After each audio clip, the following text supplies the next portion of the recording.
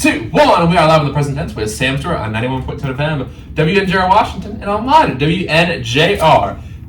Well, folks, we have made it to the Season 7 finale here on the present tense. We've had a lot of fun so far in Season 7, and it's time to wrap it all up tonight with one of my favorite people here on WNJ's campus. My guest on the show tonight returns after previously joining the Season 5 finale of the present tense last year. Everyone, welcome back onto the show tonight, Dubjay, Sports Information Director, Aaron Thompson. Aaron, how you doing today? Good. Busy day, busy week on campus, and been looking forward to coming on, especially the last episode of the season. There's a little bit of a pressure, you know. There's no pressure. To live up to that last episode, especially 2 years in a row in the fall. So. Well, no person better to handle it, my man. And, you talked about it's been a busy week and a busy fall in general. So I just want to talk about some of the storylines. You're observing everything. You're writing articles about these things. So let's just name a couple of the big storylines that came up this fall in the present tense, but just at WNJ in general. So the first home volleyball playoff game win in 6 years, a great victory for them over rival Westminster.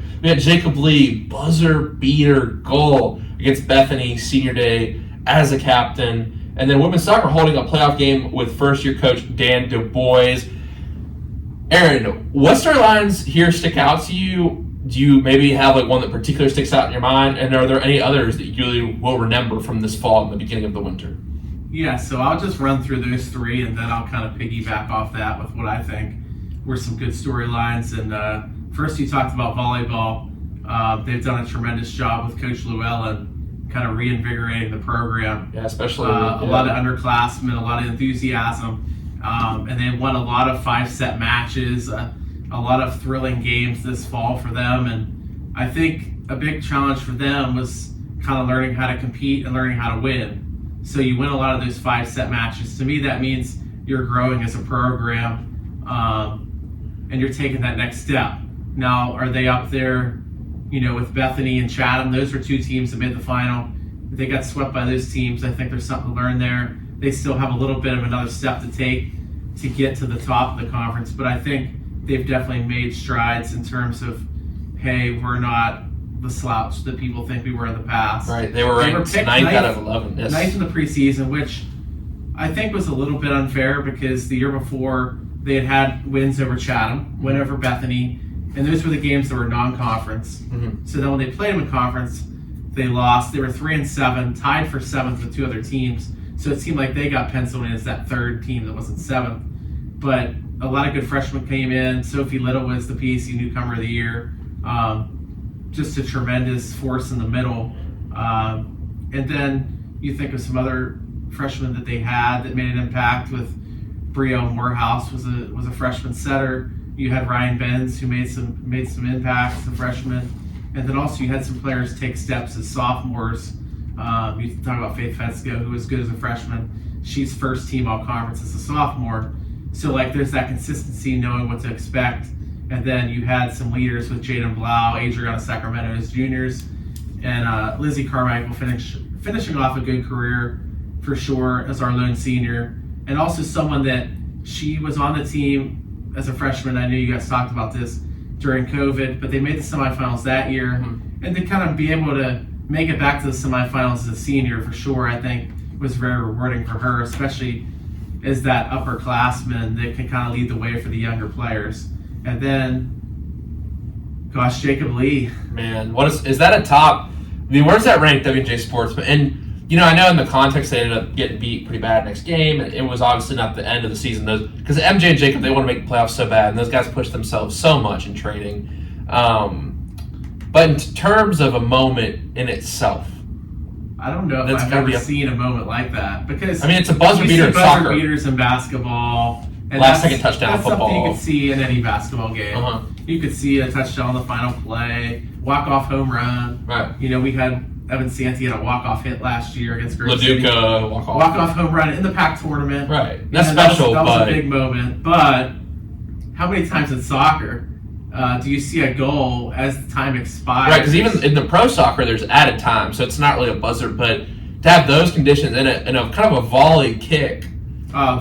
You could try and do that play 1,000 times, and that might be deflects off the defender. The ball was thrown in. It's knocked up in the 10, air. You know 9. what I said that day of? And I wasn't there for the first half of the game Uh-huh. because I think we had field hockey that day as well. Uh-huh. And I came over. I was going to do senior day for the women's game and be there for the women's game, but I didn't know when I'd get there for the men's game. So we get there and there's no score when I got there, and then Bethany scores. We answer kind of with like maybe 5 minutes left in the game. So at that point, it's like, this is looking like a tie. You kind of know how soccer goes. If like, how many more chances will there be? But it was just a real, like, if you watch the replay of that play, Bethany, a kid, kicks the ball out of balance, and it almost looks like a movie, like how the ball floats past our press box window. Mm-hmm. And then, like, someone throws it in. You have it deflect twice, right to his foot. He has to measure that out of the air and make the perfect kick in the perfect spot. You could shank the ball, like, 20 feet left. Like, you've seen that several times. So, like, what it kind of reminded me of, and people around here, maybe if you're older will remember this, the Immaculate Reception. In a way, yes. Like, just like everyone kind of has to be in the right spot, and it's like a dramatic moment. It's like one of those moments in sports where time kind of stands still. And then you saw it, everyone on the bench was like, everyone was like, is this going to 2 seconds? And then everyone just went And crazy. I do give the official credit because he was right there behind Jacob. So, like, he can see the clock. He can hear. Because you were counting down. Yeah, but I think he's supposed to, like, mainly look at the clock. Mm-hmm. But he could kind of see that all happen, transpire, and he was all over it. So is the ball supposed to cross the line? Or is it off the I foot? believe the ball crosses the line before it hits 0. It was probably 0.5 seconds. Yeah, it goes from 1 on the clock, and it hits the goalie's hands and gloves, and then all of a sudden you see it go past the goalie, and then it's like goes to 0. But like in terms of moments I've seen in my career, like that has to be the top moment. Now it didn't win a conference for him. It didn't even, but it's a senior day win. Jacob's first collegiate goal. As a defender, you don't get many chances, but like the stars. It's his only collegiate goal. Yeah, the stars aligned on that one, and I don't know if I'll ever see a goal like that again. Yeah, it's pretty crazy. So you might see one to beat the buzzer, in the first half or something like that. But like to win the game on senior day, like a lone goal. Yeah, so all that was definitely a pretty crazy moment in the fall, and then women's soccer definitely.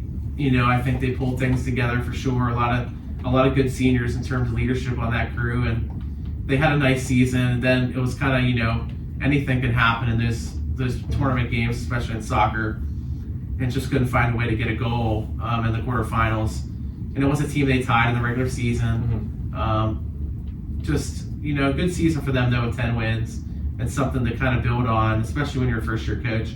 They lose a lot of players, but I think that kind of showed the returning players of like, this is what we can do, if you buy in, and this is what the expectation is of like, we want to get to this point and have a chance to maybe turn some heads. They beat Westminster for the first time since 2018, so there's definitely some positives throughout the season for them. Looking at some other sports in the fall, we didn't even get into Cassie Carr and Claire Anderson. Right. That was probably to me the most significant moment. Just because they made it to the NCAA championships was the first time that 2 women's athletes had made it the same season. So like, if you're not familiar with cross country, you have to qualify in terms of regionals, and it's kind of an interesting process where like, they take so many of the top teams. So like the top runners, their whole starting lineup gets to make it basically. And then they fill in after that in terms of like how many individuals get to go from individual teams. And Cassie kind of got snubbed last year a little bit. She was just squeezed out. And I think that was definitely a motivating factor for Cassie this year to get back to the NCAA championships. She made it as a sophomore. And I think having Claire really helped her because they could kind of push each other. Yeah, for sure. If you don't have that other runner on your team that's on that same level as you, it kind of makes, preparing and training a little bit tougher. And Coach Upton, that was a big moment for him. Yeah, first year. And I had Claire and Cassie on. Their relationship is real close. And I feel like they really bought into what Coach Upton was bringing. I feel like obviously I'm excited to see what the WNBA Winter Track and Field Indoor squad does this year. I mean, I know it definitely hurts losing Coach Workman, but I think Coach Upton has stepped in. Coach Upton, coming from Bethany, he knew what to kind of expect. He's definitely a track guy. He had coached football for a lot of years. So I think this was only his second year coaching cross country in the fall. But he just kind of knows what to expect. He knows the pack. He kind of knows those runners to some extent from seeing them in track, and I think that kind of gave those runners a different perspective of like, someone new coming in, and give Paul Collier a shout out, coming back as the assistant there. And, he's familiar with those runners, and it just seemed like they pushed the right buttons for those two to be successful. And then Dom Flitcraft on the men's side, as a freshman coming in, he was the PAC runner-up, PAC newcomer of the year from up there in Hopewell. So, those three runners had tremendous seasons, and Coach Upton did a nice job, because Coach Upton really, he started kind of when everyone was reporting back to campus. And so you didn't really have much time to kind of acclimate yourself. You just kind of hit the ground running. So great job by him.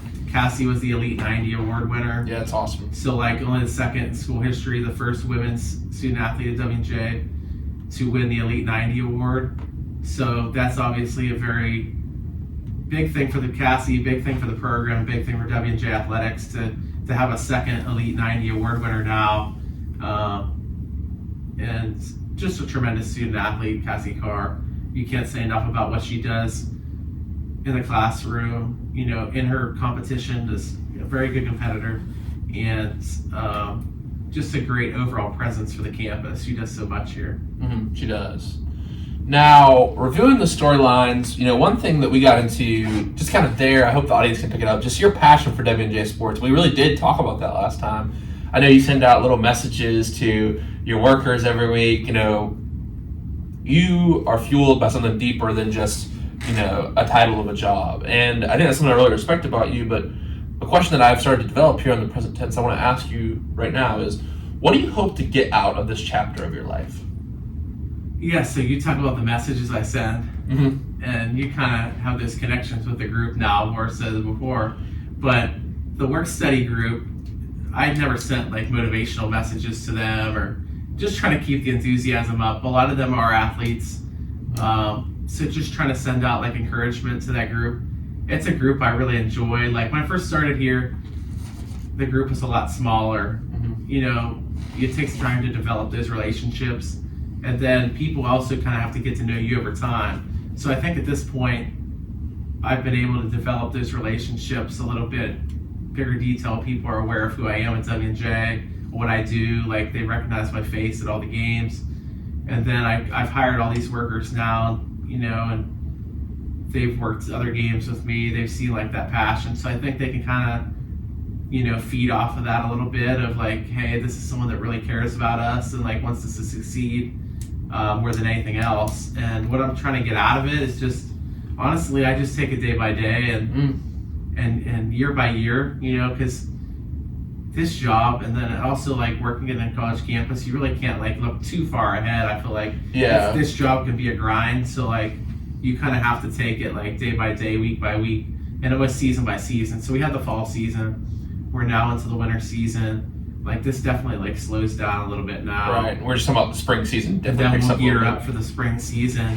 Once we kind of get into late January, you really kind of sense we're gonna get into the. And I know that's your favorite season as well. To the meat of the schedule. Oh yeah, for sure. Yeah. Now you didn't ask me favorite season, favorite. Sport. I didn't say. I didn't say favorite team. I didn't say athlete. Favorite season. No, favorite student worker. Yes. And I just came from we had a Christmas party for the group, and so I might be getting in trouble if I shot out any specific student work. Right. Now, I want to ask you a follow-up question to that is, what do you feel like the students at WNJ, what do you feel like they should gain out of this chapter of their life? Student athletes specifically. Student athletes, I think, you want, and this is cliche a little bit, it's you always hear people say college could be or should be the best time of your life to some extent. No, that doesn't mean the rest of your life nothing exciting happens. Yeah, it's just terrible. But it can be always an experience that you look back on and say hey, I'm proud that I was a part of that, whether that was your team or just the campus or this show for you, I look at the chapter of my life, I'm at WNJ, and this is something that I'm passionate about and that fuels me, and I've seen student athletes come and go, and I'd like to think most of the ones that I've interacted with, this was something that they were really proud to be a part of. And I think that's something that you need to find your passion when you're here. That's your sport, that's your major, like activities you're involved with. You're going to find great friendships and connections that hopefully stick with you for the rest of your life. You know, you come back here in 20 years, hopefully you run into people that you know.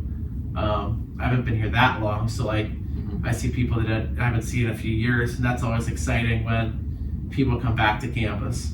You know, we even had like the Athletics Hall of Fame banquet in the fall, and Evan Santee was there, and Sam Casillo, and Sarah Leibovitz. Like they were the athletes that won awards from last year. Tyler Horvat won one, but he's doing the big stuff up in Bryant, so I make it back. But just seeing those 3 athletes come back and kind of hearing about like what's going on in their lives now, even though it's only been 6 months, like that's something.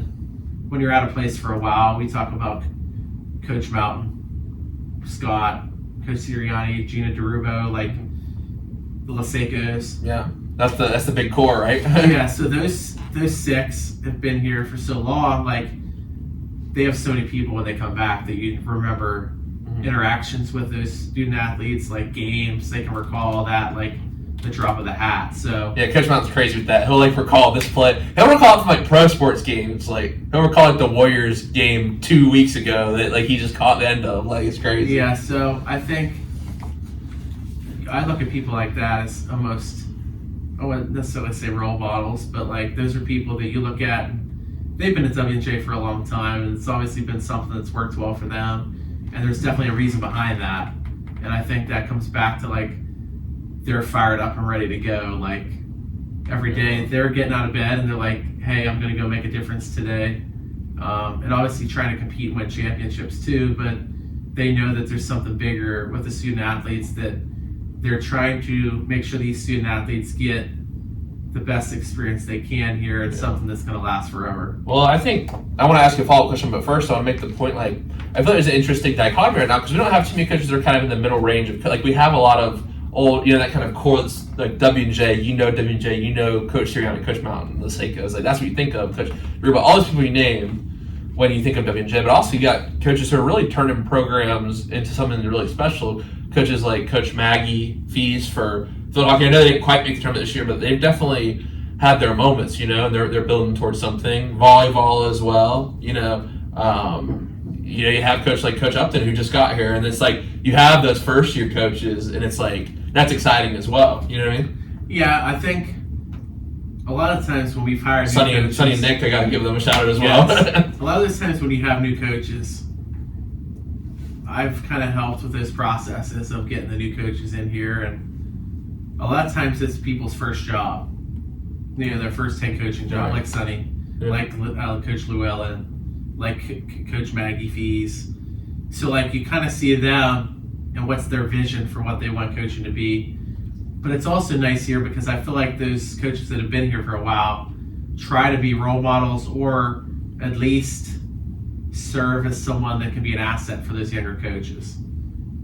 Especially for the women's coaches, like Gina DeRubo has been here a while, been successful. If you can tap into that knowledge of, hey, what has made your program successful, and then feed off of that and kind of take some of those ideas, I think that helps those younger coaches. For sure. And you're talking about Coach Upton and Coach Du Bois. They're coaches that have a lot of experience, but it's not a lot of W&J experience. So how do they bring that experience they have in, which has basically been a couple decades for both of them, and how do they use that and kind of fit into W&J, but also kind of change some things that were done and put their own spin on it. And I think that's been really nice to see, is to bring in coaches that have had a career in coaching. I think that's been beneficial for those student athletes to get a coach like Coach Du Bois and Coach Upton, because they've seen a lot and they can bring a different perspective to the table. They have that experience. It just hasn't been at W&J, but I think that's very unique to what our athletic department is, and I think that's been like nice to see for sure. Mm-hmm. Now, one thing you alluded to earlier that I want to go back to is the idea that you've seen a lot of people come and go. And it's interesting because even the 4 years I see it, like, I always use the example, like, I was talking with the Kate and Shannon from the basketball team, and I was like, this guy named Kiki who I was friends with, I was telling the story, and they're like, who's that? You know what I mean? It's like, and everyone knew Kiki when he was here, and everyone on the women's team knew Piper, obviously, some of those girls who came in this year, like Jaden and Hannah, and they had them on, like, they didn't know who she was. It's like there's that kind of turnover. So as someone who has seen multiple classes come and go, like, does that ever mess with you a little bit? Like, how do you? I mean, it's a lot of people coming and going, or do you just know that's part of the process? I think it's definitely bittersweet when you see those people go, especially that first year that you had seen like the whole 4-year process. I think Gregovitz and Henry Littman and that crew. So I started in January. So January of 19. So they were freshmen that year. So like I saw Henry and that whole group. A few of those guys were lucky to go to the World Series and dress and whatnot. And I saw that, and then the next year our season got shut down, and then you see them come back, and it was kind of like an interesting time for sure to go through a 4-year experience. And I kind of feel like I was a freshman with them when they started, you know what I mean? Like that was my first year at W&J, so I'm kind of learning W&J, as they're doing that experience. And I came here in January, and those baseball guys had me working until June 5th, which that's obviously the goal for the team. Right. So I think that was really like a springboard for me in terms of like, hey, this is what we can do at W&J. Like, the sky can be the limit. That's awesome. If you have the great crew, if you have a good program, and you work toward it, and you put that commitment in, like, I feel like any team can kind of reach that level. But it does take time. Coach Mountain took over a program that was not good. Not good. We'll just say that. Yeah. So like it took time. It took relentless energy from him of like, this is how our team gets to be successful. He had to be the law and order at the start almost. That's what I've heard. But now I feel like it's more self-regulating. It's like no one steps on a line because they know like we're going to correct you. We're going to get you back into. That's how it was when we were freshmen. That's the thing I look at of like an interesting question. Is it harder to kind of build your program to that level, or is it harder to sustain that level of success? Because complacency can be a big thing. Right. Or like, I wouldn't even say complacency, but like sometimes you win a championship and it's like, expect that that's just going to happen every year. And Coach Mountain, he hasn't let us slip into that. How did you get to that point? And I almost feel like sometimes you have to work even harder to sustain that. Right. Because you're the targets on your back now. Right. And he understands that. He pushes us a lot. And I remember my freshman year, we were really up there in the ranks. I think what did we reach? Did we reach 2 at one point in the country? 2, there was no non-conference. Right. I don't know if we were really number 2. And he goes, I guess we just don't have to practice now. I mean, we don't even have to practice. We're number 2. I guess we're too good. You guys can just go home, like being sarcastic. He has that way about him, doesn't he? Yeah. I feel like pulling you guys back in a little bit. But the thing is, he's a good coach. And he knows, like, last year we obviously had some injuries. We went through a little rough skid, I'd say, where we lost some teams we hadn't lost to in a while. It was like, oh, man, like, and it was like, he was really kind of turning into like a more kind of upbeat energy versus like, hey, like let's just analyze and stuff. I don't know. That's just the feeling I got from it. Last year was the year I got since I've been here of like, we could definitely lose this. Right. And I think you saw a different, like I think that's what makes Coach Mountain a great coach is he took a different angle, more of the not just humbling our team as a team, but more like kind of the energetic day-to-day kind of thing. And maybe I'm wrong. And if Coach Mountain's listening, and hopefully I'm not misanalyzing what you've done, but I think to me that's what you've done as a great coach is like he knows when to push people's buttons. He knows when to just be that positive force. Like, and he's always positive, but more so like just focusing on today versus like, hey, we're not good enough right now. It could have been one of the most. Let me rephrase that. It could have been maybe one of his better coaching jobs. And I didn't see how many years the years before he's been here, but since I've been here, you can make the case that was the best coaching job he's done. You had a lot of adversity, a lot of injuries, always playing a tough schedule. It was really tough last year. You're losing to some teams, but that's kind of baseball. Like, yeah. But I mean, that last weekend, catches you on the bad day. Picking up 2 big wins against Allegheny. Coach Rush comes in clutch. Yeah. That was an exciting day. You talk about exciting days. Women's lacrosse won the championship. They win it. They were celebrating on the field, and then Evan Santee. Yeah, I come over to finish up your games, and we're kind of monitoring that Chatham Grove City score. If Grove City handles their business, they're hosting. Who knows what happens? Well, we heard the dads in the stands just like. Oh yeah. Well, now it's because I think the Pack realized it was like, because Grove City we're going to play at Slippery Rock. They don't have the facilities to host it. But anyway, at that time, everyone's like, we're going to have to go to Slippery Rock at hotels. We're going to have to miss 5, and that's just a whole thing that gets thrown out of your routine. Versus if you're at home, you sleep in your own bed, you drive out the field at the normal time. You know what I mean? It's just. It could have been one of the more exciting championships when there is doubt of like. Mm-hmm. Not that they couldn't have lost the other years, but it just seemed like more like a formality. Where last year it seemed like we're really going to have to lock in and battle for this one. And the team really responded to that. And Jacob LaDuca with that home run to walk off. Shane Fox. That definitely was. It just seems like guys kind of step up. Yeah. And if you have that culture in place where, like, someone's called upon, and I look at Nolan Lutz with someone we talked about before the show, of like, Nolan Lutz knew what he was capable of, maybe, but like, I hadn't seen Nolan play very much his first couple of years, and then all of a sudden he's like a stud last year. Mm-hmm. And then now there's pressure to sustain that a little bit, and we're like, how do you build upon that? Season if you're. I mean, it's tough playing. I feel like in a program like WJ's playoffs because you have guys who kind of just legendary stats. Like you feel like as young guys, these guys can't do no wrong, and they are that good. They get awards. They have look on the website when I do the research. It's like the list goes on and on. Guys like Horvat, Henry, Evan. Even something like Grego didn't get awarded a lot. Like by the end of the time he left, he had a lot of awards. That's to his guy name. I look at though of like the epitome of WNJ baseball. Is guys like Jason Gregovich. I mean, it's the time he came on the show, and it is one of the best representations of what we are as a program. I remember I sent it to Scott, and I just remember he's also emotional during that time period with everything. I think personally and as a team, we were kind of facing, and like I think for us as a team, seeing someone like Grego tears a hip, comes back, basically tears the other hip. The other hip isn't rehabbed enough, so basically he's playing on 2 torn hips. He's got the heat pads in between games. He can barely run. And then in the PAC championship that year, smoking balls off the wall. Well, in that first game, like, that was adversity. He's like screaming, You're down to your last 3 outs the very first game against Westminster.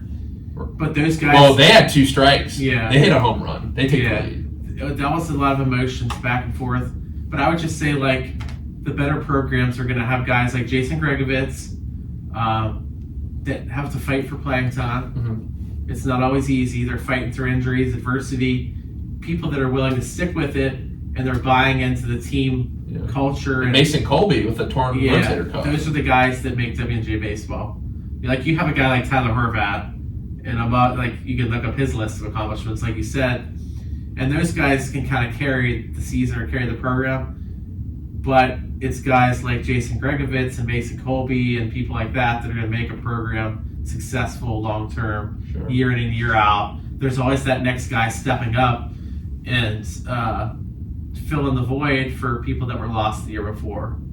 And that's like the Shane Fox. He didn't necessarily have maybe the year he wanted to have last year, but when we needed him late in the year, he responded for sure. And he was willing to do whatever it took for the team to be successful. That last day that we got eliminated in regionals, he pitched like 45 pitches the first game of the day, and then he comes back and tries to throw again. Like, obviously not ideal, but that's what he was asking the team needed. So if you buy into that, that'd be my message for any team. If you're trying to build your program up here, you have to have guys like that, that are willing to buy in for what the team needs. A lot of the athletes, you want to accomplish things individually, but sometimes that needs to take a back seat to what's best for the team. And ultimately, like, if you're playing a sport and you're on a team, to me, I think the number one thing is you want to win. Right. And if you don't put the team first and you don't want to win, then maybe this isn't for you. I agree. So, if you want to be successful, that starts with being a team. Right. Because I've heard kids before that say, oh, I didn't get this award, or I didn't get first team of conference, or whatever. I think if your team is successful and you're a big part of that, people are going to take notice. I agree. And I think if you hit 400 and your team's in 8th place, you probably deserve first team. But people aren't going to value that 400 the same way they would if your team's doing well. Right. But I know we have a lot of teams that are successful, 5 PAC champions last year. But I think there's some other teams that have that room to grow, and I think you're seeing some teams like really fight for that. Yeah. And some teams want to push that, and they want to get to that level. I've been lucky that we had that 19 PAC championship team since I've been here, which is a good number. So, but I think there's teams that haven't won since I've been here. They haven't won a PAC title. So how do those teams get to where they want to be and where they need to be to be in that conversation is something that I kind of look at and kind of hope for those teams, because those teams put in, a lot of work as well. So I want to see every team be successful, and every team win a PAC championship. Like, that's obviously not possible every year, but Yeah, that's something I look at and I hope for all the student athletes. Well, I think an interesting thing is too, like, it's gonna be interesting, like, who's that guy for baseball this year who's kind of down and out, and who's, you know, someone like Grego. I mean, and even you have guys like Trevor Dean who weren't playing a lot and stepping up. And I think you look at it every year. You've had a Mason Colby, a Shane Fox. The year before that, you had a Grego, you know what I mean, a Trevor Dean that stepped up.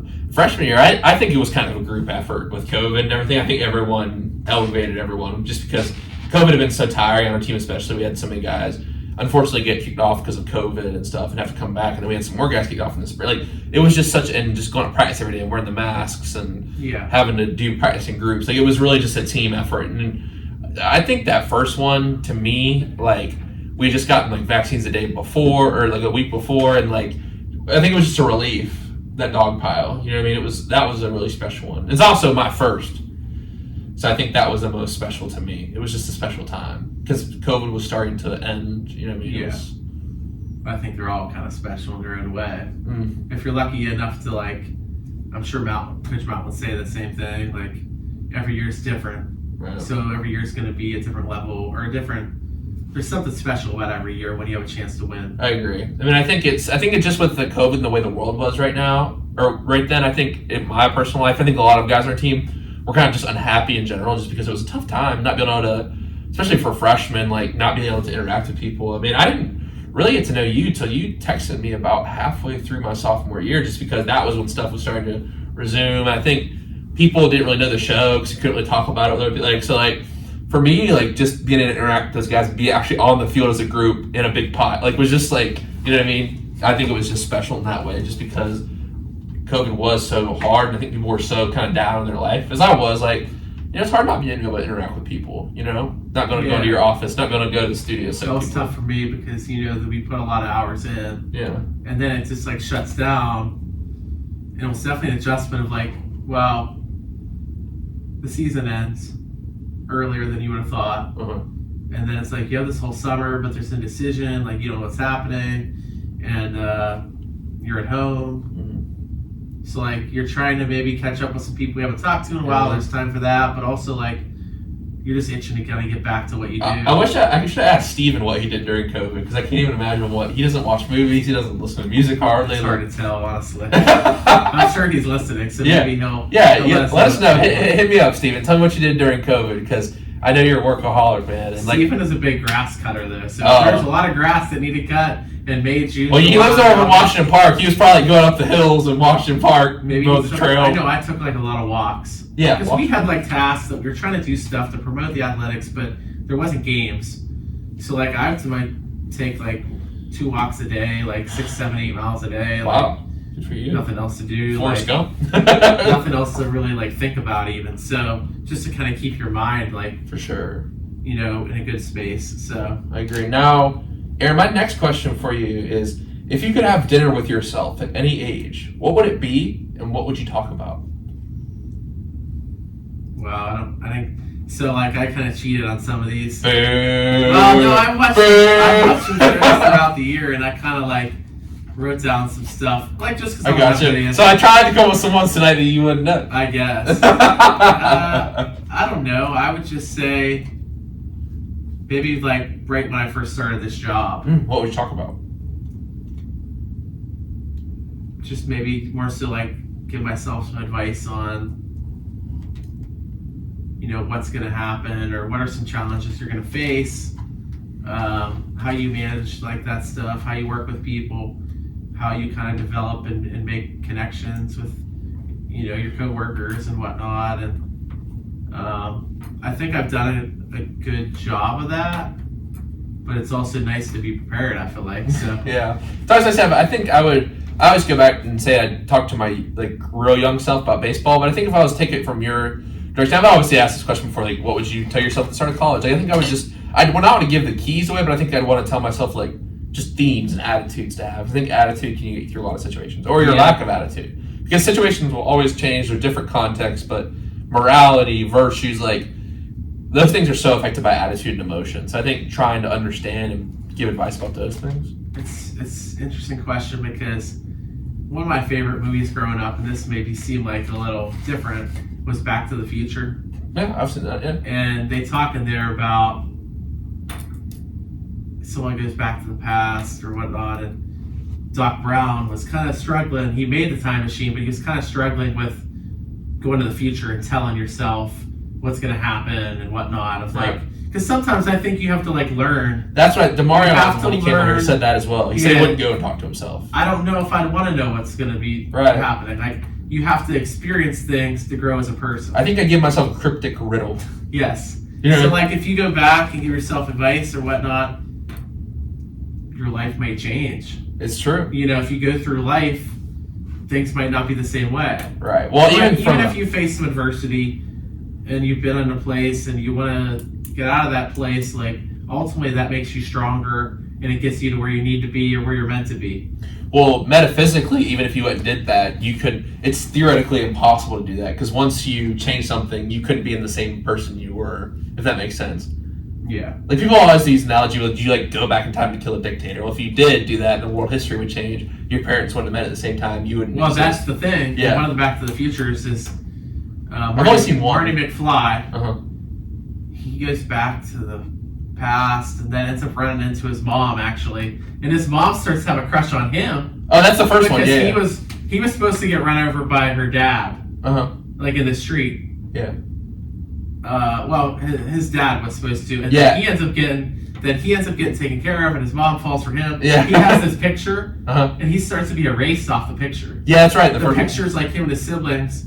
So like that was why. And then he invented Johnny Be Good. Yeah, that's why Doc Brown was really struggling with, like, he thought that this was going to mess the whole world up and it might explode.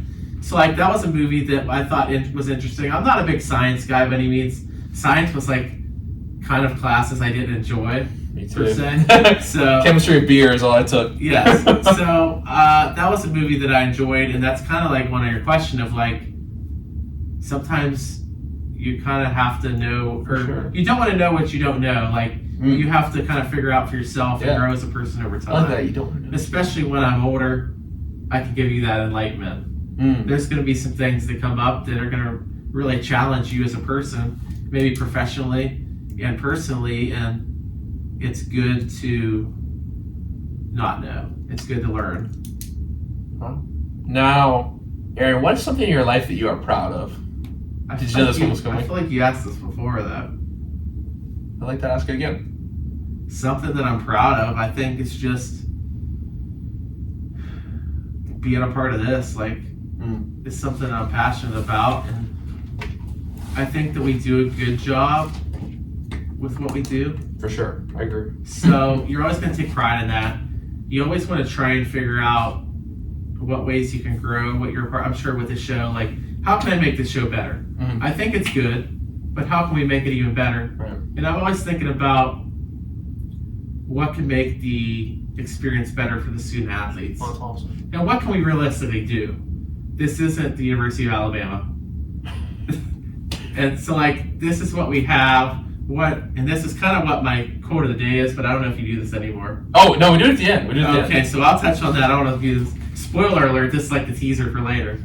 But I'm big into, like, what are we capable of doing and how can we do it well and what's the most efficient way? You know, I have Molly as my assistant. She's done a great job. Molly's different than Shay Stanton was, and Shay was different from Caitlin Edwards. So, like, I try and use my assistant and, like, work together and figure out what they're best at and what we're capable as a group, and then also tie in the student workers. We've had a great group. Like, I wouldn't trade this group for any other group anywhere. Just the different personalities, and, you know, they come from different backgrounds, different sports, like, different interests. We have Caitlin Angel, who is really into photography and wants to do graphic design, and, like, that's more of, like, a communication major, like the kind of students that some other schools might be able to pull in. Right. And they're trying to get a career maybe in this field. But then there's some other students. I've had biochemistry majors. I don't remember if you know Ashley Kunkel. This was Nate Rush's girlfriend. Yeah, she played field hockey. Field hockey, probably one of my favorite work studies ever. I could say that when they're gone. Like, you're not asking me current. Okay, right. But really, there was a crew. Ashley Kunkel was hired as a freshman just before I got here by Sean King. And Sean is now at Allegheny, but he was the SID before me.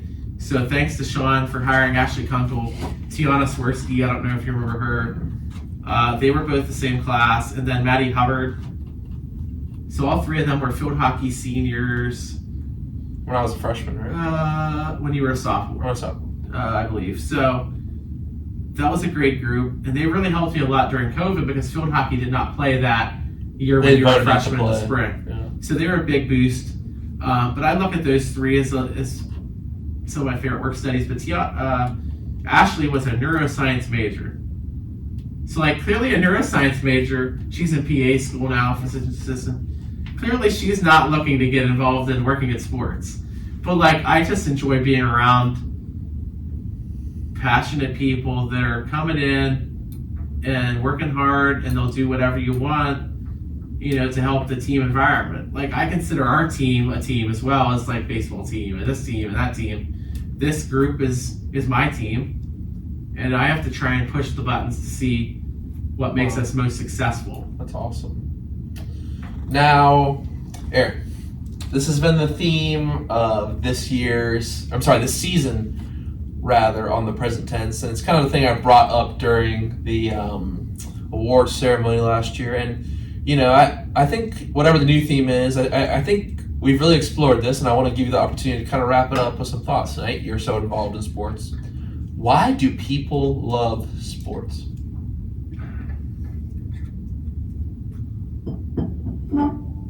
Well, I think it's that constant desire to improve. I'm not talking about being a fan of sports. I'm talking about being from like an athlete maybe perspective. Okay. People grow up. You've been playing baseball since what age? 5. Age 5. Mm-hmm. It's been a long ride, playing the game of baseball. Mm-hmm. So I think there's always been goals along the way. There's been ups and downs to get to this point for you, and that's for any athlete. Right. So I think it's just that constant desire to improve as a student athlete, and how can you maximize your potential as a student athlete? What are your goals individually? Your goals might have been different than Tyler Horvath's goals. Right. It's true. But ultimately, the team, what are we trying to achieve? Everyone on the team is the same. And then, some other sports are more of individual sports, I think, in some aspects. Right. You did the documentary on wrestling. They're trying to win a team title, but, it's very individualized. So, at the same time, I know there were certain clips of the documentary, but it was, Sonny, their big thing is if they had 3 or 4 guys place as All-American, that would be outstanding. Yes. It's victory as a team. Yeah, I think just that constant desire to improve. People, as fans, are passionate about their team. Right. And we talked about the Steelers. Right. We talked about, people... Spoiled Steelers fans. Yes, I think that's what we said. And we might get, jumped when we walk outside. I've said it in here before. But the thing is, I used to kind of feel that way, but they're getting tired of mediocrity now. Steelers when they were at the height of greatness. Yeah. And they had that in the 70s, and my mom was from around here. Early 2000s. She could speak to that. Yeah. But I've seen them, when Big Ben came in, and the defense that they had, and people talk a lot about the standard is the standard. Yeah. And that was something that I think Coach Tomlin came up with. Yeah. So now I think it's almost like a punching line of Tomlin's never had a losing season. He's 9-8. That's all they want to be. It's funny. Is this? Yeah. Someone. Well, I think people get a little tired of the Tomlinism. Someone behind us, again, Kenny's gonna come over to call plays, but what's the play coach? Just the standard is the standard. Our fears don't control who we are. We don't live in our fears. Don't live in our fears. I can I'm not a Steeler fan, but I like those. I've but been at the same around time, enough. Yeah. But I think a lot of that is when you're doing well. Right. And you're successful. Those are kind of catchy and people like that. Yeah. But then when you're not doing as well, yeah, and you've kind of underachieved from what people want, that's almost like a negative. People are going to look down on it. They're going to make fun of it. So I think you walk that line of when you're doing well, this is cute. But when you're not doing well and people aren't happy. Well, especially in Pittsburgh, people want results. I mean, it's a hard-working city. I mean, people want results, They say the city of champions, but this might be the worst stretch of Pittsburgh sports history since I've been alive. Well, the Pirates have been. Well, I'll just throw them out. But like Okay. the Penguins are in mediocrity. Yeah, The Steelers are kind of, and those teams might make the playoffs, but fans expect more. And I struggle a little bit with that because when they were winning Super Bowls or at least competing every year, I feel like some of the fans almost got entitled of like, we should win the Super Bowl every year. But like, and they always kind of seemed like they would never give credit to the other team for beating them at that time period. Of like, well, Brady had his fun with the Steelers for many years. But this was maybe maybe before Brady really took off. And he kind of owned the Steelers, I would say, and every AFC team. Yeah, I mean he's a that goat for a reason. That was going to make right? it hard to win if you're in the AFC or overall. Maybe the best quarterback of all time. Mm-hmm. We talk about the Michael Jordan LeBron argument, but like Brady might to me, be Brady's unrivaled, like 7 rings. And then the one in Tampa is the so most then it's hard to win, yeah. but also like how many teams we have? 32 NFL teams. Yeah. There's people who never see a team win in their lifetime. I would say, I hate to say every team's trying to win because some of those teams I don't feel like they are necessarily. It's kind of like the Pirates in baseball where it doesn't really seem like they're trying to win. But like other teams get credit. Sometimes you get beat even if you're the Steelers at that peak. Like it's one game. The other teams are also getting paid to win and they're trying to They're allowed to win. try. And so now that is a thing where like I think as the years went on, they haven't won a playoff game in 6 years or something like that. Strange. Sometimes I think Tomlin could be a really good coach, Mm-hmm. but sometimes that message gets stale. We saw Andy Reid got let go by the Eagles. Then he went to the. And then Peterson was the Super Bowl winner there. They let him go. Now you have Sirianni. But Peterson's at the Jaguars. That doesn't mean that coach is bad, or it doesn't mean that Andy Reid's won all these Super Bowls, so we made a mistake. Sometimes that message gets stale. Yeah. So but like, the thing is, who do you bring in who's better? Change you know up. This is a tough. They talk about this all the time. But like you bring a guy like Jim Harbaugh in, like a big name like that, or? I think they need someone that's really gonna like. I think this is an offensive age of football, even though this year with the quarterbacks, like it doesn't seem like it. Well, the draft coming up too could be big for the Steelers if they decide to pick another quarterback. If you're looking at developing a quarterback, I think it is important sometimes to have an offensive mind to kind of work with that. Well, you look at the new offensive coordinator the Bills just put in, obviously, and they've been playing better offensively since they. Sometimes it just reinvigorates, like we're talking about with women's soccer, a change, like reinvigorates the players that are there, it reinvigorates the fans. What you talk about with Coach Mountain is because we are. But I feel like it's like this is the year we have to prove ourselves. It's not like we're just complacent. You know what I mean? The message hasn't gone stale. And it's college, so it's a little different. You have college coaches who are signed for life. That doesn't happen in the pros. You know what I mean? Yeah, and it's a lot about the Steelers. We've only had 3 coaches since 1960, whatever it is, with Chuck Noll. And I think longevity and consistency are definitely good things. You know, I see in my job, like the longer I'm here, I feel like the easier it gets to know, you know what to expect. You kind of know what works, what doesn't work.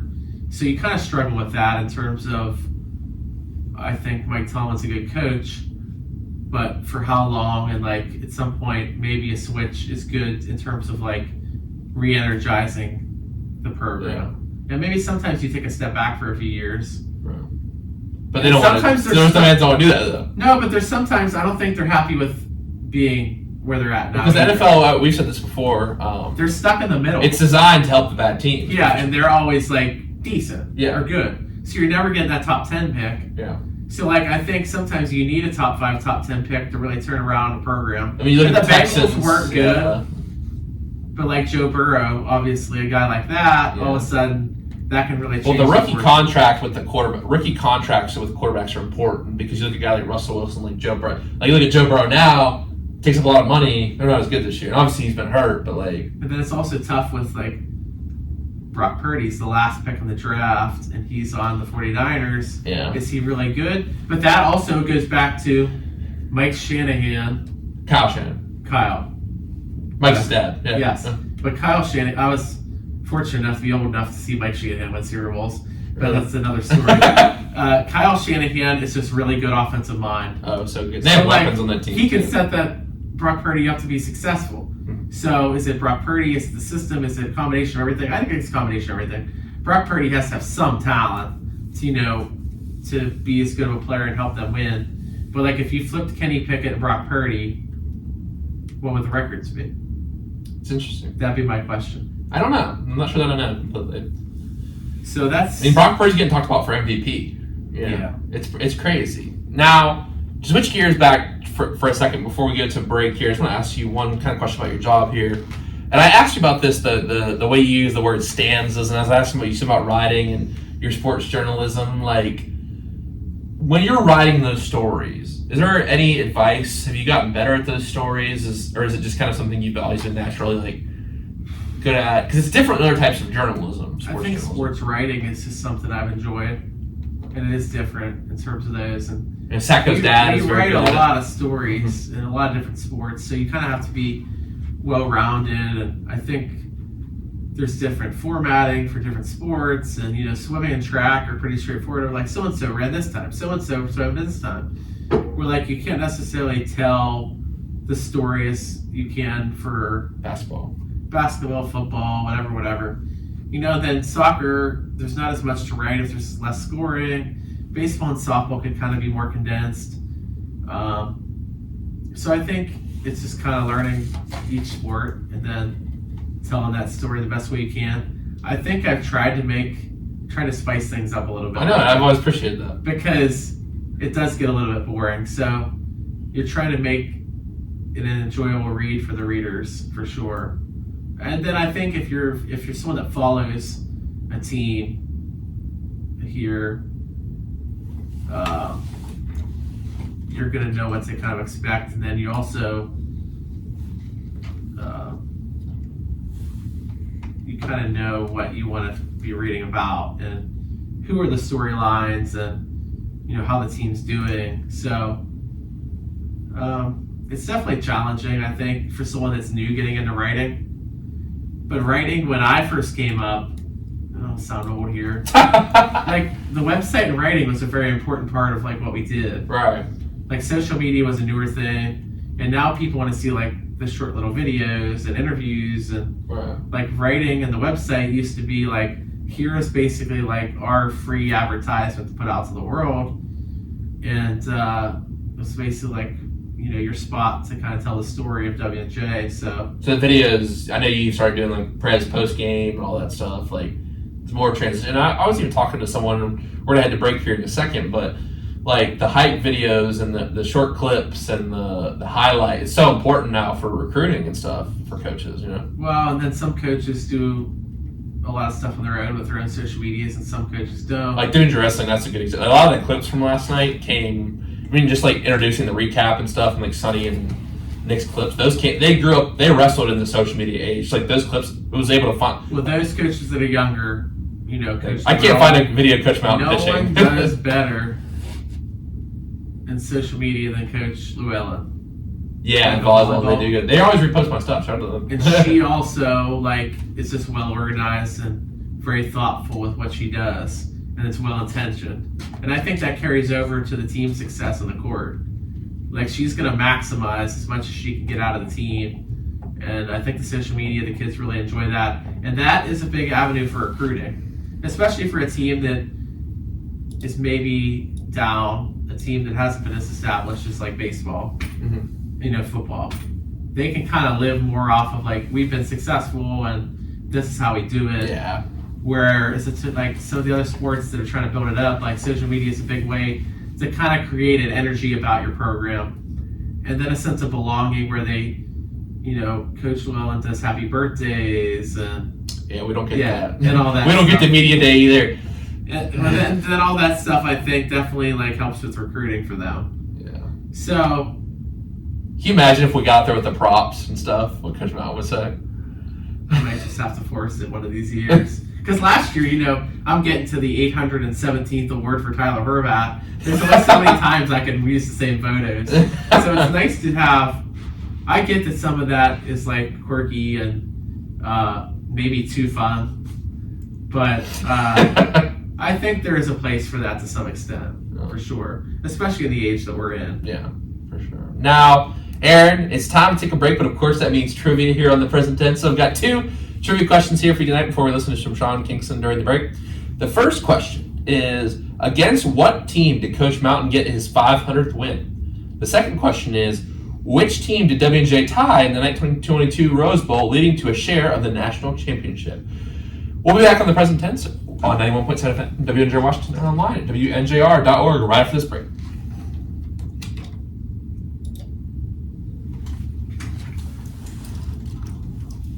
What?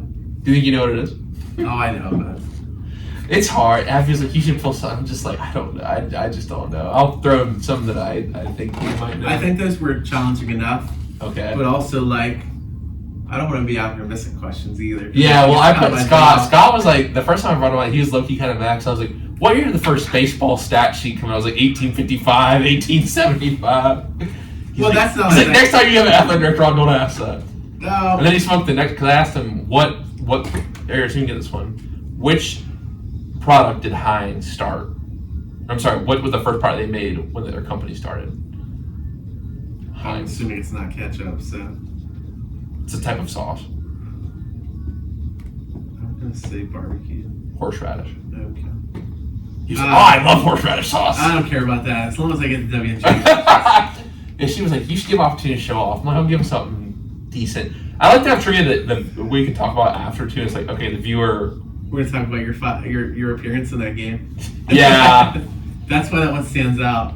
If it's one that I'm here for, like... Right. Well, I didn't really talk about that. The more the Rose Bowl and, like, the fact that W&J won a national championship in football. Yeah.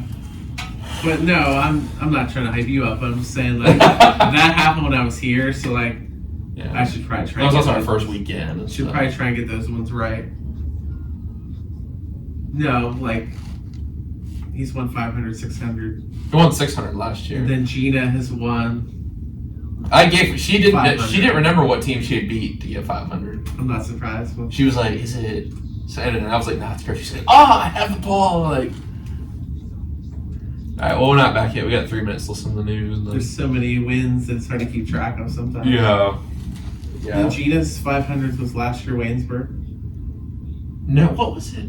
No, 400 was Chatham, I think. Okay, maybe it was 300 or 400. Because I remember the answer was Grove City. I don't know. Grove City won. Yeah. 400 was Chatham. Okay. And last year was 500 Waynesburg. Okay, I gotcha. Yeah, I remember last year for 600, that alumni guy got up on the mic. He was like, "Shout it, 600 That could have went a lot of ways. Yeah, if he would have. And he was like, "I guess in the glass of Well, that was also the same game we clinched home field. Yeah. So that was special. Yeah, it was. Well, the dads were like, "You guys gotta win." Well, like, I don't want to announce scores of the other games and get you guys Oh, Coach Mountain would have been heated at you if you would have announced it during the game. After the game was a good timing. He's like, "We're gonna go buy Coach Rush dinner after this." But they're gonna be good this year. They'll be. I don't want to get your hopes up because we had control of the game, but I don't want to get your hopes well, up. Allegheny was talking apparently a lot of smack. Yeah, but no, I mean at that point of the game, we got in control. Like we were following that other game, and it was like it could go either way. Like, but I don't want like get your hopes up, and then Grove City wins. So it's like when this looks firmly in control, or like they finalize it, boom. Yeah. And I think our game was still going, but it was like the final out. Well, then his dads were kind of going like you could kind of tell. Yeah. And then you said it as soon as us. You were like, "And W&J will host the tournament." Yeah, that guy came up. That was another story in itself. He came up and he was hammered. He's like, "Oh, this is so and so's win." I was like, "Yeah, I know. We're gonna announce it." He's like, "Give me that mic." And I was like, "Oh boy, this guy might be hammered a little bit." He took it out of your hand. Well, I was like, "Well, who are you?" Basically, and he you know how there's those old photos on the wall? He's like, "I'm that guy right there." Really? Oh yeah, he big timed me. He was like, "I'm number 10 up here." And I was like, "Oh, good for me. Here you go. We'll see how this goes. I might get fired." But no, he didn't go off the rails too much. He just was drunk. You just thought he was drunk. He was just excited about it. It was kind of like anticlimactic a little bit, I feel like. He wasn't as excited like I thought he might be, but he gave up the mic quick, and then I was like, "Oh, good."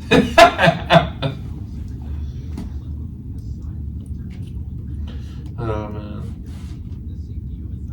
So I've got a few more questions. Yeah, we kind of went long, I guess. No, it was good. It was a good conversation. I know it's good when it goes, but we've already been doing an hour. Feels like half having fun. we didn't talk about Rizz either. So well, hey, don't worry. We really filled the time out. We'll get to all that. Don't worry.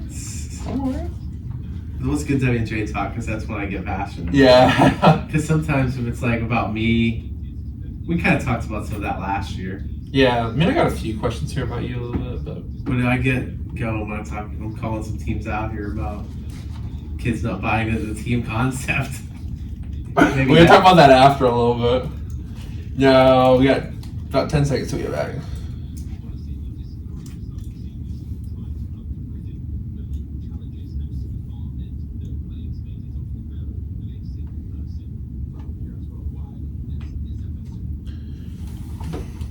We are back on the season finale of season 7 of The Present Tense with Sam Stewart right here on WNJR and online at WNJR.org. Hope everyone is doing well tonight. We are talking with Aaron Thompson, and before the break, we asked Aaron his trivia questions. And our sports information director has 2 questions about WJ tonight, so let's see if he can nail them. Against which team did Coach Jeff Mountain win his 500th game? Bethany. That's correct. So that first, I guess your freshman year, he was 4 wins away. So he probably gets it the year before, obviously, if COVID didn't hit. Right. He was 4 wins away, and then you guys swept at Bethany 2 games. And then the 2 games at home, you swept them to complete that 4-game sweep. Yeah, and that was win number 500. A game which you pitched in. Yes, I did. I don't want to hype you up too much. Yeah. But well, it's funny because I told her a little bit on here is I was so nervous. And then the last guy just smokes a ball. And Evan makes this trap. I'm like, thank God. This is your first outing. Yeah. And I was, it was, I'll never forget it. That was a good memory. And let's go to the next trivia question now. Against which team did WJ tie the 1922 Rose Bowl 0-0, leading to a share of the national championship? The University of California. That's correct. And Lafayette, WJ, and Cal all tied under the Bowen system. It was actually a calculation-based system that allowed people to technically the national probably championship. A good transition. Man, don't, I was about to make the transition. Don't hop in and steal my thunder. Okay. But with the Bowen system in mind, we have a new system ever since 10 years ago, and that is the college football playoff system. It changes next year, going to 12 teams. Aaron, what do you think about Florida State not making it in? And I'll read a stat here. With its 5th ACC championship win and its first since going 13-0 since 2014, an undefeated Power 5 champion, this is the first time they have not made the college football playoff. Projected, according to ESPN and FPI, going into the last week of rankings after this final game, 13-0 Florida State was given a 97% chance to make the playoff. I mean, in the 10th and final year, I'll just read this here. This is a number of firsts. This is all the firsts we saw in the 10th year of this format of the college football playoff. The first time undefeated Power 5 team has been left out. The number 1 team in the penultimate ranking got left outside the top 4. A team outside the top 6 in the penultimate ranking made the playoff, Texas, Alabama. What are your thoughts, Aaron? Penultimate's a good word. Did they write that, or did you write that? They wrote that. Oh, okay. You have to steal that for... I learned that a number of years ago, back in the day. So that's a word I'm familiar with. And try and slide into those articles sometimes. Okay. Penultimate home game, something like that. But, this system, and they're kind of lucky to some extent of... I feel like maybe there's one other instance in their history where it was questionable with who didn't make it. I think maybe Ohio State missed it one year. Yeah. And people were upset about that. But if you have these Power 5 conferences and you only have 4 spots, you're kind of asking for trouble a little bit. So, and you could kind of see it the week before. Travis got hurt a few games ago, but then the week before they kind of struggled with the Florida Gators. I watched that game. Yeah. I mean, Georgia has more of a case to me than Florida State. They weren't impressive for sure with Florida State, but I struggle with the fact that you're in the Power Conference and you're 13-0. At some point, you can't devalue the regular season. The coach said, "Why don't we play the games?" Yeah, they couldn't have done anything. And they say that they were trying to get the best matchups for the viewership, and that could be the case. But a bit of a conspiracy. I don't agree with that. I think it should be the 4 teams that earned it on the field. And I don't think Florida State's better than Alabama. I don't think they're better than Georgia. You could probably make the case without the quarterback they're not better than a few teams. I think Georgia has more of a case than Florida State, actually, because they lost by 3, and they had just won Yeah, it's tough Basically, because 2 seasons in a row. Georgia lost right now to Alabama. By 3 in a neutral site. That goes back to like almost when you lose is more important. If Georgia, like Alabama lost to Texas. It's almost like why we need that 12 team. It's because like these teams would. It's like it wouldn't be as much of a discussion if you're leaving out 13. I bet Bama goes and wins it this year. Everyone's talking about Bama's not they dominant. Probably will, and it's kind of tough. I'm not a Bama hater by any means. But I think if Georgia is, they could win it as well. But Bama really should have had 2 losses. If Auburn can stop a 4th and 30. 1. 4th and 31. 4th and 31. They rushed 2 guys. Like, I don't agree with that. I know you're trying to drop everyone back, but like... Well, the guy made a smart play. I think in pro, and then maybe if it's like 40, 50 yards. I like rushing 4 guys, and you can still drop 7 back. You at least got to rush 3, or maybe rush like in a different way to bring a guy late. Because if you get any kind of pressure, a college quarterback, they're going to make a mistake there. Yeah. So I don't like the just Alabama, the 2 guys. If Auburn takes care of business, it would have been interesting if Alabama then beat Georgia still, but Alabama had 2 losses. They wouldn't have been in. There's no chance. But would Georgia still made it over Florida State if Georgia had just lost Alabama? It was 2. I think the system, and the 12-team playoff. I think it'll still be the same teams at the top every year. But I will say now that I see it like this, there is the potential in the way they set up and the way college football is realigned with the conferences to have a Power 5, like you know what I mean, Power 6 with the American. Some people call it is like. You're setting yourself up for disaster. This is tough nowadays because I'm old enough to remember when guys were going to play in the bowl game no matter what. what. Bowl games anymore. But like, if you're not in the playoff now, everyone's like, I'm opting out. There's so many the people portal transferring. It's like free. It's worse than free agency. Was crazy with how many guys McCord, transferring. He's gone. So like a lot of these bowl games, Ryan Leonard had a good game. He's got Notre Dame now. You can't take these bowl games for face value now. Right. And Georgia's playing Florida State. I don't know who for Georgia's going to play. But I just envision this being like Georgia's winning by 5 touchdowns. Well, it's just like an exhibition game. And then everyone's going to say, oh, look, Florida State didn't deserve to be in. This proves it. We're like, these bowl games, aside from the playoff, are very meaningless now. It used to be a big thing, I feel like. The bowl games when I was younger, like, every bowl Rose game was Bowl. big. Nobody was opting out. Now there's so many bowl games. You get 6 wins, you get a bowl game. Yeah, there always kind of was that when I was growing up, too. But they want that money of having games on TV, like so many. But guys didn't opt out of bowl games. Maybe if you were like 50-50 in terms of already beat up. Right. But it was like, or going to the draft. If I'm completely healthy, no, even then, like top 10 picks were playing. Really? Because even in my time watching bowl, if you're a top, there's no shot you're playing the bowl. Oh, I guess I'm too old now. But like, it was like they're playing. Yeah. I can't think of a good example. Well, I really started getting college football in the college football playoff era, like the BCS era. Guys played, and there was no transfer portal. You know, back when I was watching it, and all the bowl games were kind of fun, honestly. But I think TCU still have good games. I mean, I think they're a little bit hesitant about trying to have like a TCU situation like last year, a game where it's just not because it is money. And I will say I'm not a huge Shannon Sharp fan, but Shannon Sharp called it in 2017. He said this is going to be the Bama football playoff. Well, that's what I wanted to bring up, and I thought about this. You don't want this to be like the SEC Invitational.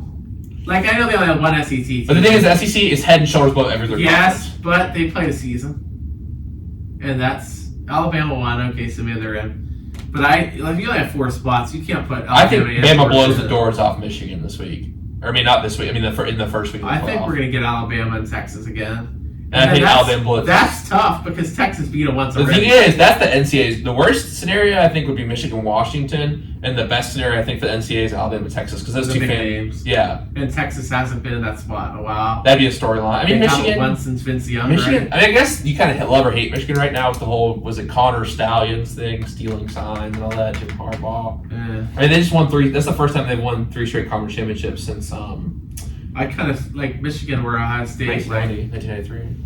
I'm kind of indifferent. Too. Like sometimes people in those rivalries, even if you're not involved in the rivalry, like.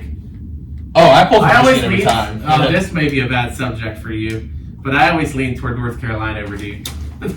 You might have to just. You're like Workman. Shut it down. Yeah. But I don't know. I grew up when it was like JJ Redick, and he just seemed like a scumbag to me. I don't know. Grace now was playing sport. It was like, dude, he really was. Yeah. I saw him play live in the 18 tournament was in I Pittsburgh. mean, he was good. He was a good player. Yeah. He was a dirty player. And I think now I have a different perspective. So like then it was like I'm gonna pick a team. Like this is the team I'd rather prefer for the rivalry. I've never been like that with Ohio State, Michigan. I wouldn't say I'm a fan of either one or dislike either one. The games just kind of happen. I do think the Big Ten is kind of overrated. In Penn State, it's not everyone cooks on. They have like 3 teams, and Penn State can't get over the hump against those teams. Michigan State had a stretch where they were pretty good. Trying to think. Iowa's always a hot button topic now. Yeah. They're out here scoring like 10 points and winning. Yeah, gritty. They're kind of like the Steelers, the same colors, and they're finding ways to win. I just say I'll be glad next year when it's 12 teams. Yeah, just not for that, because I don't think people think it's gonna be like March Madness. I don't think it will be like March Madness in the sense that there'll be so many upsets, but it'll just give teams a fair shot. Like even you have that UCF team 3 years ago, 13-0. It's probably longer now. Oh yeah, that's probably 5 years ago now. Yeah, they went 13-0, and they put it on their rings. They put Cincinnati a few years ago was pretty good. Yeah. I mean, but thing is, you put those teams against Alabama, against them, like they're gonna get blown out of the water. Even last year, wasn't it Tulane beat Alabama in the bowl game? There was someone. I think Tulane, like they really pushed someone. I can't remember exactly. Well, they would have made the playoff this year because they were conference winner. I'll let you look at it. But the thing is, SMU beat them in the championship this year. Oh, you mean one of the big games? They would have made one of those big games. What do you mean? The New Year's 6 or whatever. Yeah. There's always one of those, and I think it's Liberty's playing Oregon. And that would have been Tulane. Yeah. Tulane was really good last year, and they played a good game. I don't know if they won or not, but they played someone that was really good last year, and they were in that New Year's 6. They won the Cotton Bowl. That's right. Who was that against? Who was that against? That was in the New Year's 6, so they were in that spot with like Liberty's in now. Yeah, I'm trying to... It was a prominent team. But again, you had a case where that other team like had a bunch of guys opt out, right? And like most of Tulane's guys were playing. So, let's see, 22 Cotton Bowl. I'm trying to find it. Now it's bugging me who they lost to or who they beat. Let's see if I can find it quicker than you. I just remember because he knows it's time. Oh, USC. Caleb Williams, they won. Yeah. And he played. Talk about a team that did not have the year it was supposed to be Caleb Williams. So that was a team that was like, because I think they had a chance to make the playoffs last year, didn't? Yeah. And then they fell into that game. But then you beat. So I think USC is better than Tulane probably. Yeah. But like you're saying, like USC guys opt out. And also guys, once you don't achieve like that goal or reach that spot you wanted to, it's tough to get motivated. Like, is Georgia gonna is it gonna be such a, you know what I mean? They're Florida State, like. I mean, I will say though, last kind of thing on the subject before we transition here is, did you see Michigan's reaction when they saw they had to play Bama? I saw that they were trying to hype that up. It's like, but they kind of had to expect that it could have been them. Well, they knew it would have been an easy dub against Florida State. I don't know. They would have killed Florida State. No Jordan Travis. Florida State's defense might be the best in the country, I think. I just don't think they would have been able to put up the points.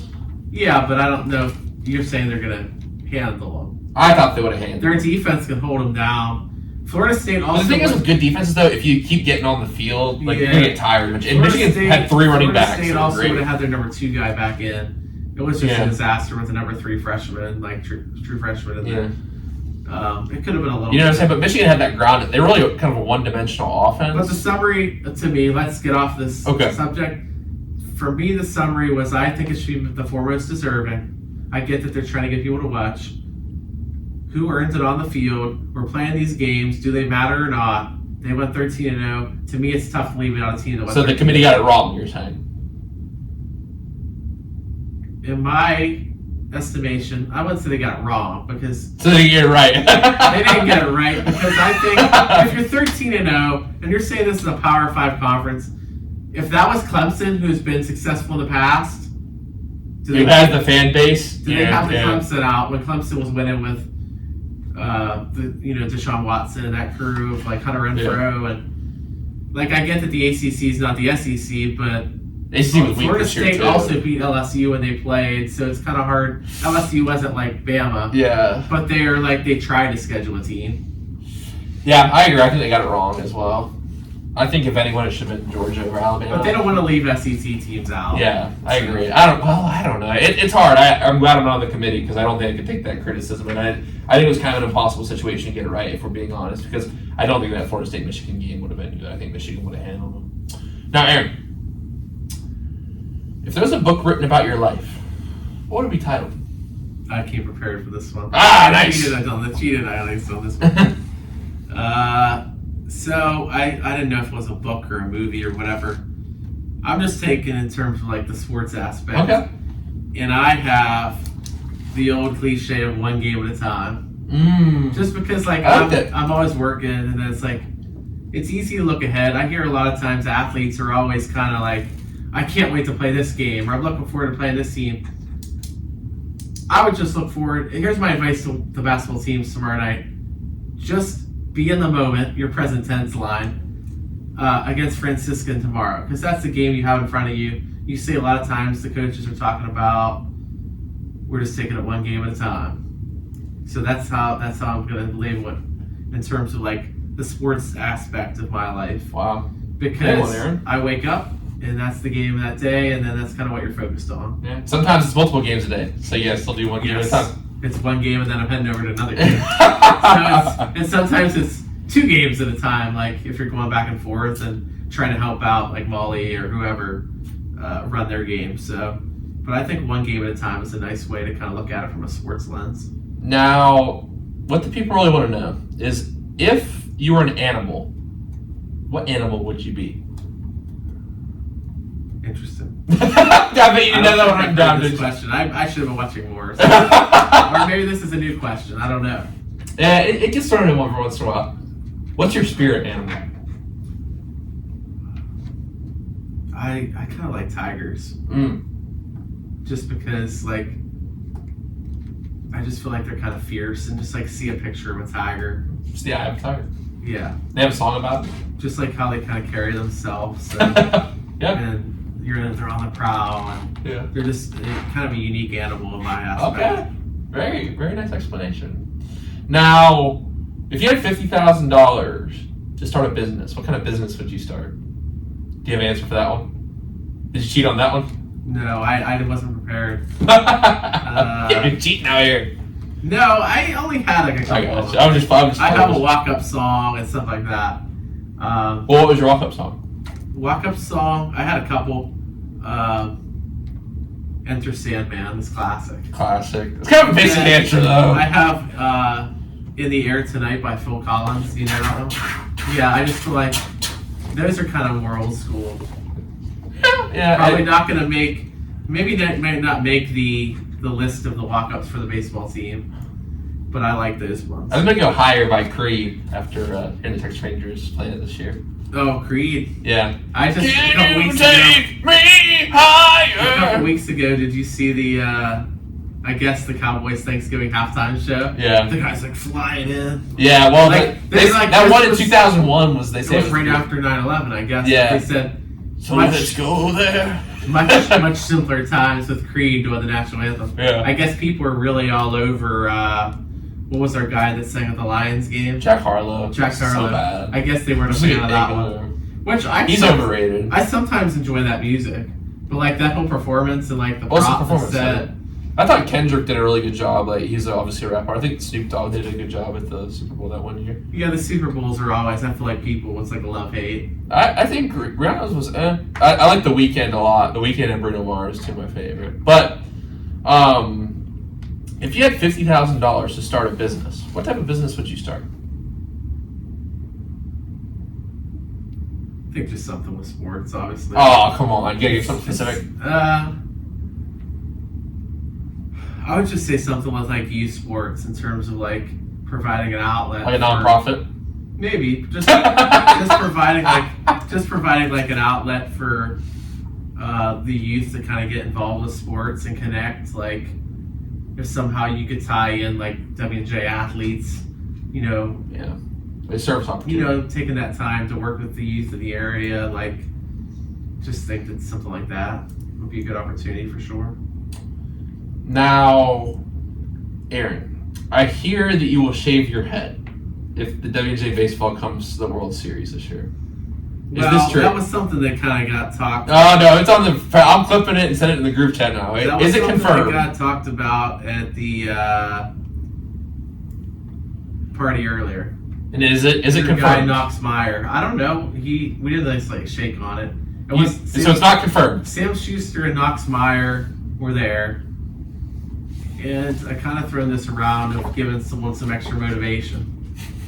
It's been a while since we've been. That's an odd thing to motivate someone, but obviously, I don't think people are going to be up regionals there tie game in the NCAA regionals. Like, I have to get this hit so Aaron will shave his head or something. I think it could work on you. I'm not gonna lie. It's just like you have pretty short hair already.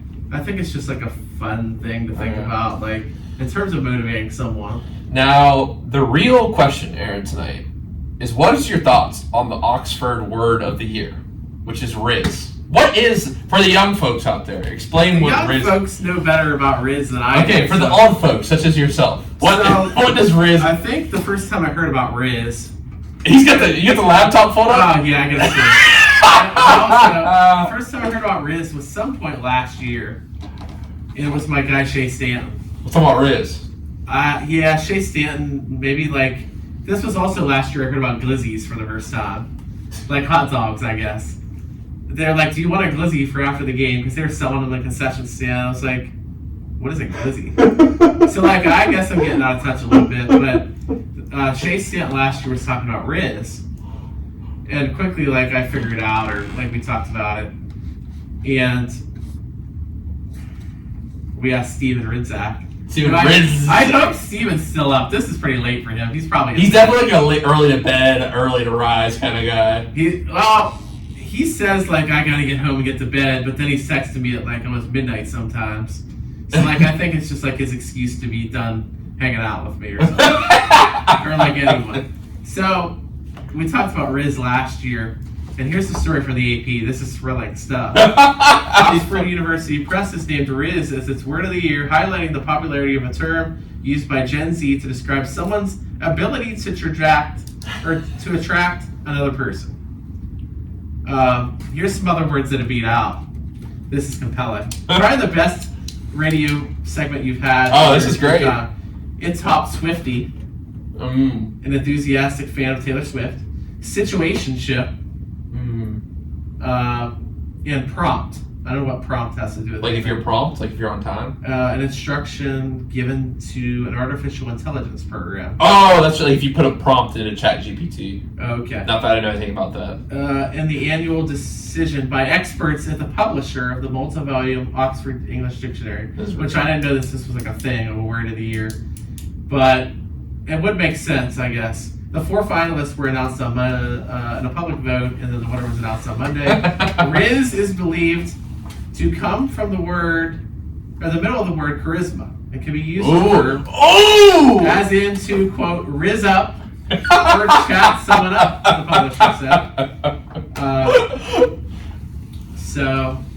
Charisma. I didn't even get that. That's crazy. Yeah, so Shea brought that into my world last year, and I think I heard some students start talking about Rizz, and Steven, I think it was Shea told Steven that he had unspoken Rizz.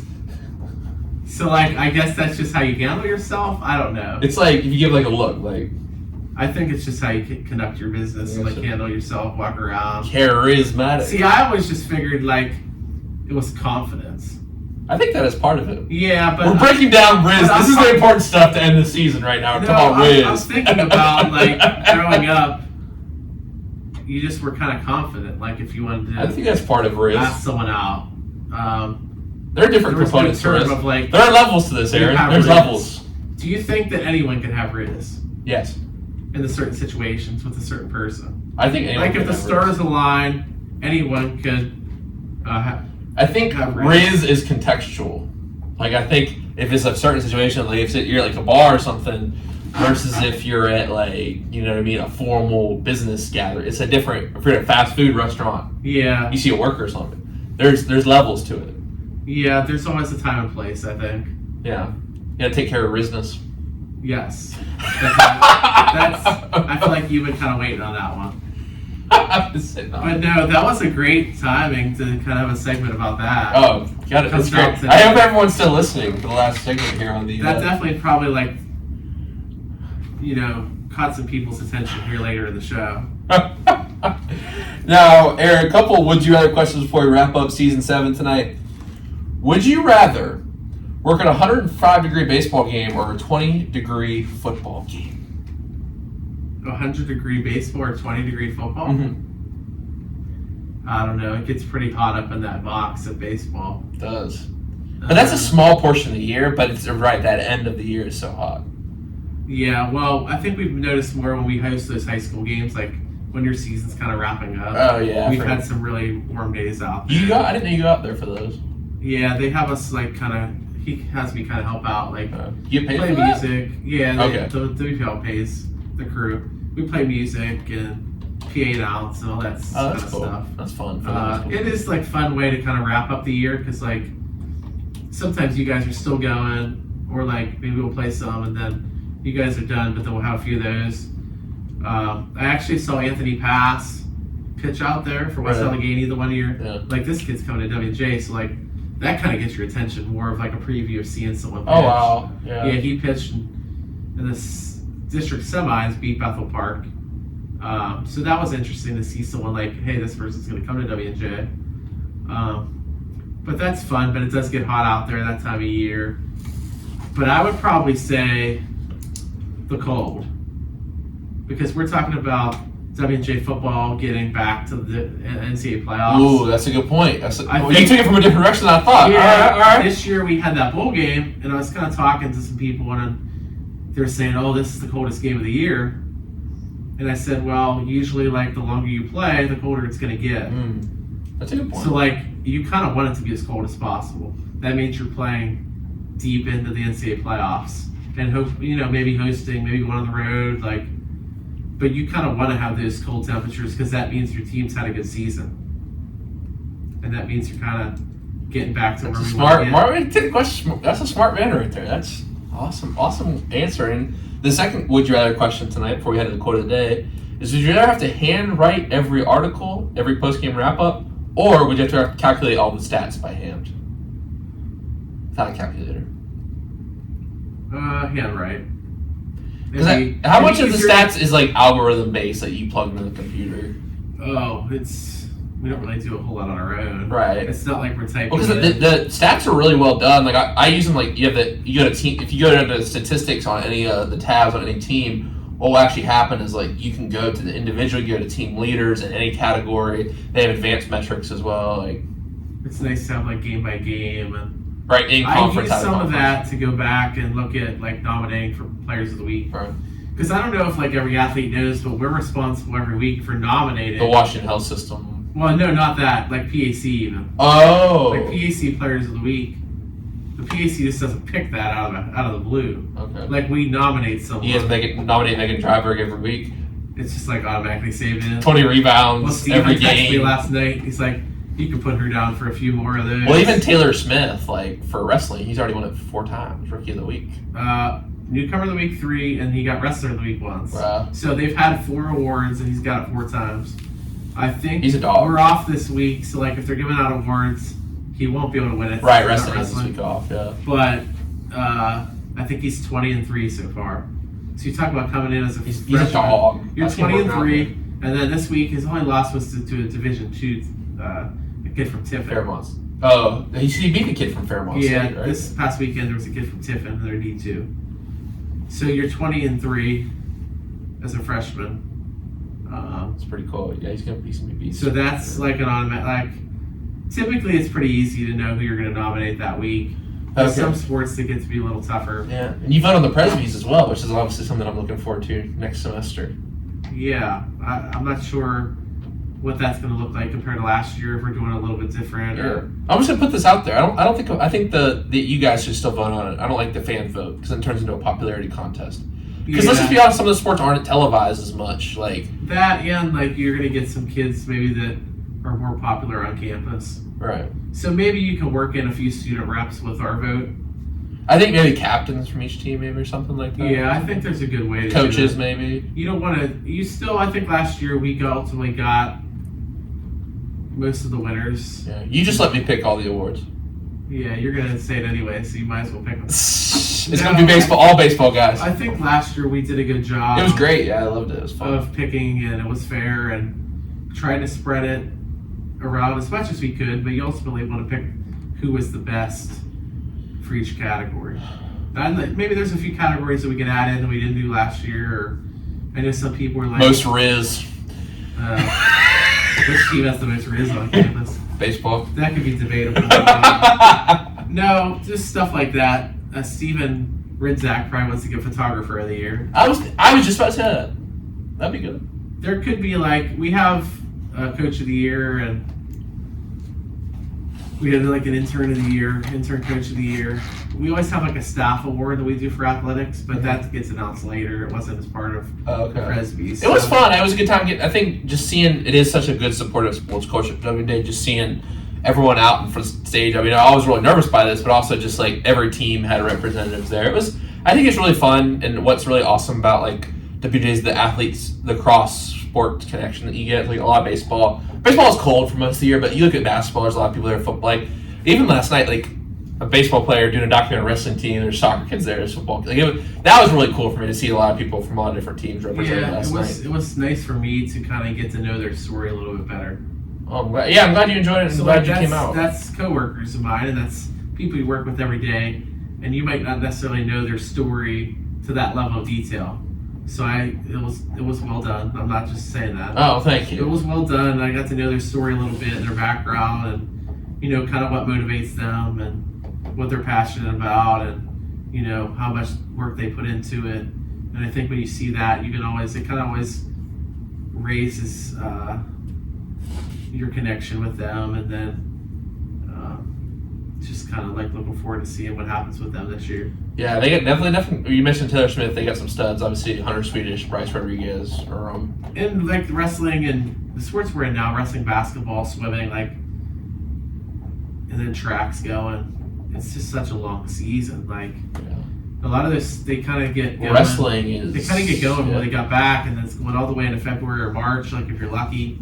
So it's just such a grind mentally and physically to kind of get through those seasons healthy, and you want to do your best and compete your best at the right time of the season. Obviously you want to win now, but you kind of want to peak at that right time at the end. Well, also almost coming from Coach Dawes is their postseason really doesn't start to regionals. They can bring a whole starting lineup to regionals.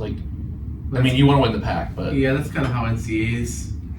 Cross country too as well. So those sports, it's not like baseball. You need to win the pack, or basketball. You need to win the pack. Yeah, pretty much.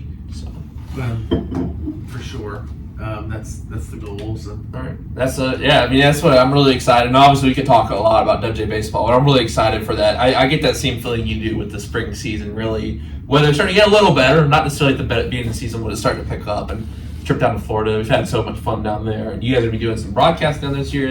You guys have you and Sacco, and all those people do a great job. And before I make any more kind of closing remarks, I want to turn it over to you, Aaron. Take us home. It's time for the quote of the day, last one of season 7 here at the President. I came with a few. Before we enter our final season here at the President. I also do want to shout out, you mentioned Jack Sacco. He hasn't got mentioned. He's done a tremendous job with us this year. I know he worked with football and baseball a lot last year. He's doing a lot of the broadcasting. Just a kid that's very knowledgeable, works hard, will do whatever you ask. And he's been a great addition to work with us this year. And we're very thankful to have him. So, moving on to the quotes of the day. I like it. I have a sports one, and then I kind of have a life one. Okay. Which one would you like to hear first? It's up to you, my man. All right, so sports. This is one that I like. And I kind of go back to Vince Lombardi a lot. He's a legendary coach, the Lombardi Trophy. Winning is not a sometime thing. It's an all the time thing. You don't win once in a while. You don't do the right things once in a while. You do them right all the time. Winning is a habit, and unfortunately, so is losing. So, there you go. Let's let that one sit. Take that one with what you want. But Vince Lombardi has a lot of good quotes. So yeah. There's something for everyone there if you look those up. And the next one, I think I kind of gave to the work study group. And it was like, do what you can with what you have where you are. So we talked about this is what's possible, and what are your resources and what can you do and maximizing that. And I think that's true for like my office. I think that's true for any of the athletes and the teams. You're trying to maximize what your potential is. And this was Teddy Roosevelt. And to me, that meant like always do your best, regardless of the circumstances and the obstacles. We're going to face challenges in life. And the two things that you can kind of always control are your attitude and your effort. So I thought those were two good ones. Great ones. And I really like the one from Vince Lombardi. I feel like it's a really solid quote. And the second one as well. Do what you can with what you have where you are.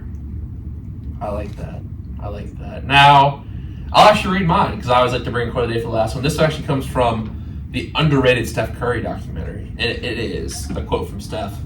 I am fortunate to have people in my life who took the time to truly get to know who I am. And I think that's one thing I've just been so fortunate at W&J. Like, with every creative project I've embarked on, I've really had people who, before even the vision was realized, really took the time to sit down and get to know me, and not just kind of superficially get to know me, but know who I truly am and take time to learn about that. And I think you have to have people in your life, and no one can be successful without that. And I think you, everyone on the SID staff, and I could go on, Molly, Sacco, all the coaching staffs here that I've been able to interview here on the show, and just people I've met around campus, like, it's meant so much to me. And I think it's such a valuable thing when you do have people in your life who take the time to truly get to know you and like support you. And I think that, we talked about the documentary last night. I think that is one thing I learned from that. Is like Sonny and Nick had a lot of difficulties in life, but they had a lot of people that supported them. And I hope everyone takes that from the documentary. It's like you need strong people around you, support you, and truly get to know who you are and who believe in you, because without people around you, it's makes it a lot more difficult. And I think, and sometimes it's impossible if you don't have those people, because the thing is, every day you don't necessarily feel like getting up, but it's like you do it for something bigger than yourself. And when you have someone who believes in you, it motivates you to do that much better. So I just want to say thank you, honestly, to every one of those people who's out there right now. And, usually, Aaron, in last semester, I was kind of out there, giving a lot of thank yous, a lot of wrap-up kind of conversation. But I don't want to do that too much tonight. Obviously, this is season 7 of the show. I've been doing this since my freshman year. And, there'll be a lot of emotions going into next year. This is episode 155. It's going to be a lot of emotions, some sadness, maybe excitement for the next chapter. And I'm not sure how I feel about it yet. And there's going to be a lot of conversation about how this wraps up and the role it's played in my life, and hopefully the role it's played in other people's lives. And I've got some ideas for the final episode, but I want to save a lot of things, and let's just enjoy this season we spent together. I've enjoyed every moment I spent on the radio with you, the listener at home, and the guests in the studio, and I hope y'all can say the same thing about spending your time with me. All right, everyone, we'll be back for Season 8, the final season of the present tense, right here on WNJR in January. But until then, everyone have a great night. Remember to live in the present tense. That was fun. Thank you, Aaron.